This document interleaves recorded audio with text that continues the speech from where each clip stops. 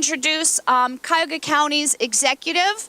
I'm very, very proud to introduce him. I've been here for many, many years, and it was very exciting to see the change from our county commissioners over to a county executive, and the tasks that he has had to complete, the struggles that he has had to fight on behalf of bringing our county into the 21st century and bringing the people of this county into the level that they deserve to be living at is incredible. And you're going to hear more about that from him, but there's no better champion for this issue than our Cuyahoga County Executive, Ed FitzGerald. Thank you.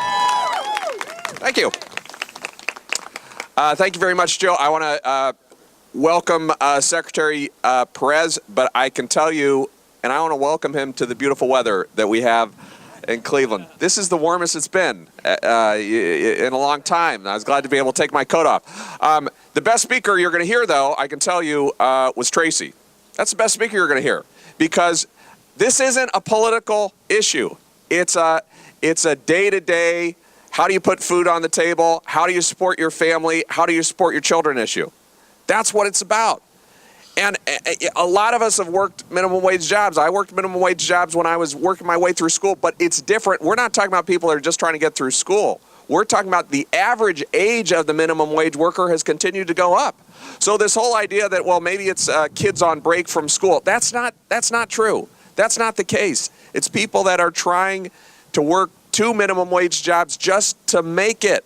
Those are the people that we have to stand up for. I'm really proud that we've done some things in this county to make sure that's the case. Everybody that ends up working for the county or any economic development project that we support at the county, we insist that they pay a living wage. We insist it 100% of the time. We've got the biggest hotel project in the history of Cleveland that's breaking ground next month, and every single job is going to be a union job that pays a living wage. Every single one. Every single one.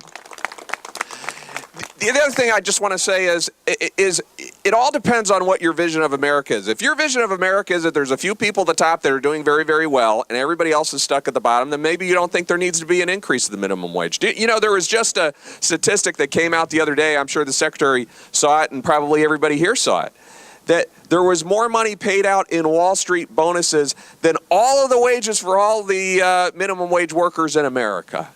And it all depends on what's your philosophy about how do you make a real economy. Is the best economic strategy to give a few benefits to people at the top and hope that some of it spills over to everybody else?